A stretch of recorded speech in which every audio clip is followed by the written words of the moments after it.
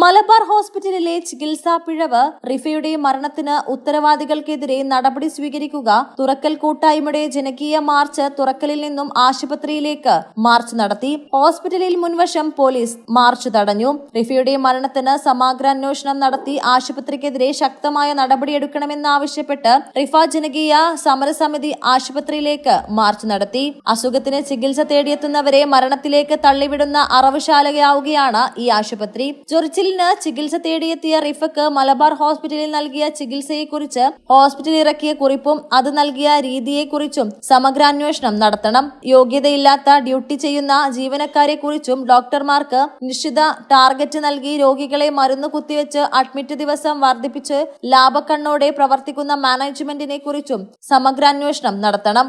അപ്പൊ നമ്മൾ പണം എത്ര കൊടുത്താലും നമ്മുടെ രോഗം മാറുന്നില്ല പ്രതീക്ഷയോട് കൂടി വരുന്ന ഇതുപോലുള്ള സ്ഥാപനങ്ങൾ പണം മാത്രം സമ്പാദ്യമാക്കിക്കൊണ്ട് വരുന്ന രോഗിയെ കഷ്ടപ്പെടുന്ന രീതിയാണ് ഇപ്പൊ നമ്മൾക്ക് കാണാൻ സാധിച്ചത്.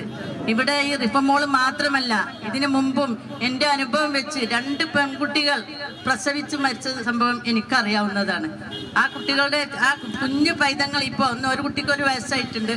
അപ്പൊ അങ്ങനെയുള്ള ഒരു സംഭവം 2-3 സംഭവം എന്റെ അറിവിൽ തന്നെ ഇവിടെ നടന്നു കഴിഞ്ഞു. റിഫക്ക് നൽകിയ ഇഞ്ചക്ഷൻ ടെസ്റ്റ് ഡോസ് നൽകാതെയാണോ എന്നും തുടർന്ന് നൽകിയ മരുന്നുകളും ഇഞ്ചക്ഷനുകളിലും കൃത്യമായ ഡോസ് പ്രോട്ടോകോൾ പാലിച്ചിട്ടുണ്ടോ എന്നും അന്വേഷണ പരിധിയിൽ വരണമെന്നും പ്രതിഷേധ മാർച്ച് ഫിറോസ് പറഞ്ഞു. മലബാർ ടൈംസ്, മലപ്പുറം.